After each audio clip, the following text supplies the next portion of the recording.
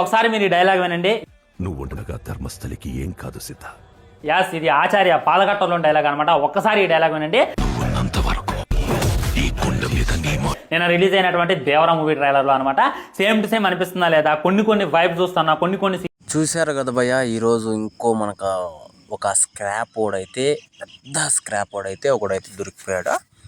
నిజంగా ఆచార్య cinema, Devara cinema రెండు ఒకటి అని చెప్పేసి చాలా దొబ్బుతున్నారు. అసలు నాకు ఎందుకు ఇప్పటికి కూడా అర్థం కావట్లేదు.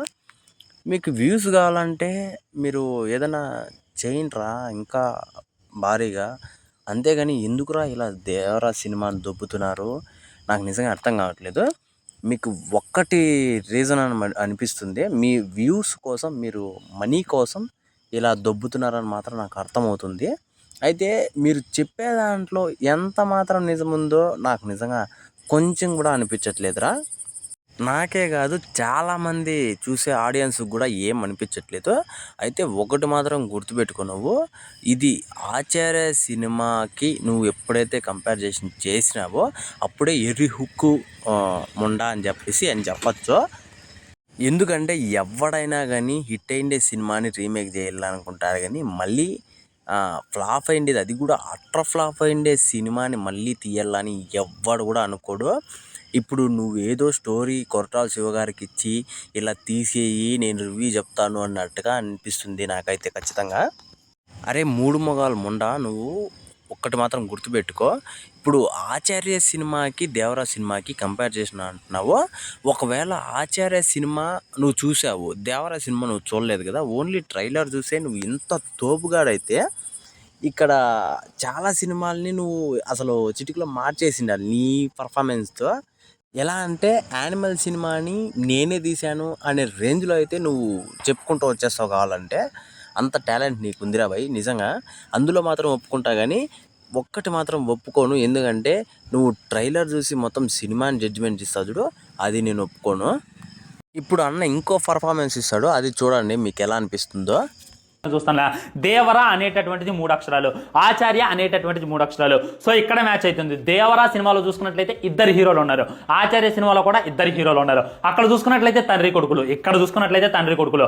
అక్కడ చూసుకున్నట్లయితే పాత ఘట్టాన్ని రక్షించడం, ఇక్కడ చూసుకున్నట్లయితే జలఘట్టాన్ని రక్షించడం. అక్కడ చూసుకున్నట్లయితే మన ఆచార్య చాలా అమాయకుడు అనమాట. ఇక్కడ చూసుకున్నట్లయితే చెన్నై ఎన్టీఆర్ కూడా చాలా అమాయకుడు.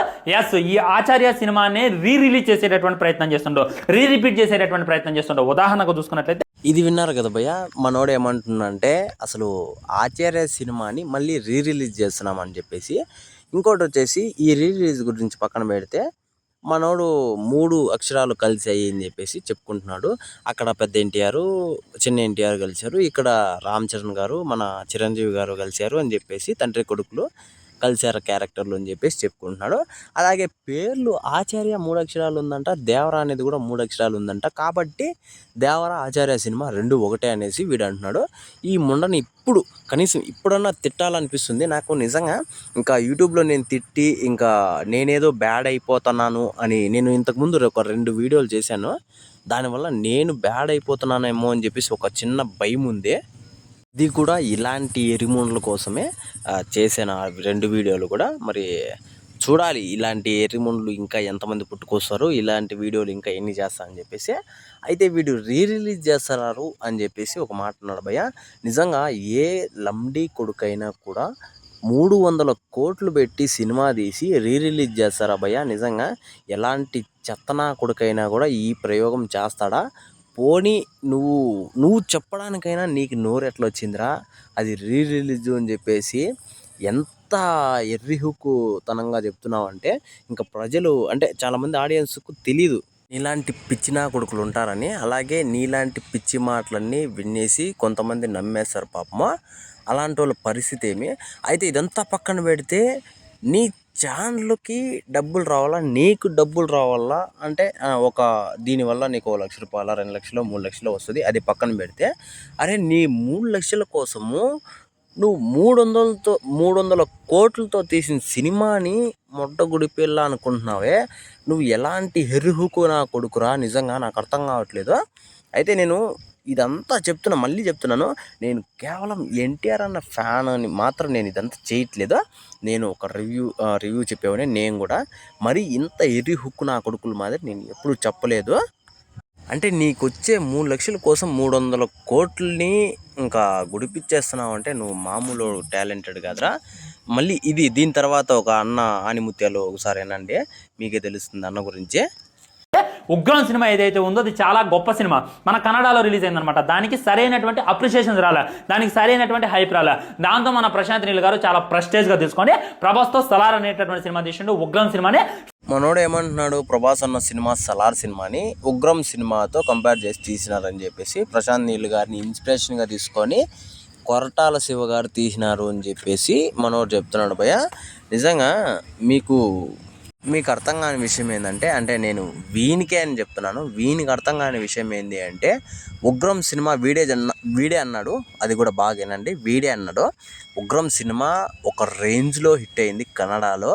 అలాగే ఆ సినిమాని మనోడు ప్యాన్ వరల్డ్గా తీశాడు భయ్య.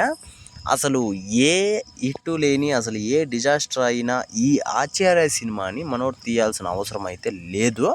మళ్ళీ చెప్తున్నాను, ఇలాంటి హెర్రీ హుక్కు మొండలకి ఒకటి మాత్రం గుర్తుపెట్టుకోండి, థియేటర్లో దేవరా సినిమాని చూసినప్పుడు మీకు కింద వణుకైతే వస్తుంది.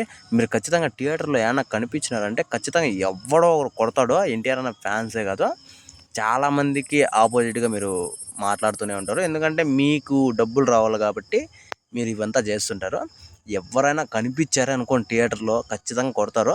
మీరు ఖచ్చితంగా మాస్కులు వేసుకొని వచ్చుకోండి, ఎందుకంటే చూసి ఏడవాలి కదా దేవరా సినిమాని. అందులో ఒక రేంజ్లో ఉండబోతుంది దేవరా సినిమా. ఆ సినిమాని చూసి మీరు ఏడవాలి కాబట్టి ఎలాగైనా కానీ మీరు వచ్చి చూడండి, అలాగే మాస్కులు వేసుకొని వచ్చి చూడండి. భయ్య నా ఛానల్ని సబ్స్క్రైబ్ చేసుకోకపోయినా పర్వాలేదు, కానీ ఇలాంటి ముండ్ల మాటలు విని మాత్రం సినిమాని అవాయిడ్ చేసే పనులు మాత్రం చేయకండి ప్లీజ్, దయచేసి.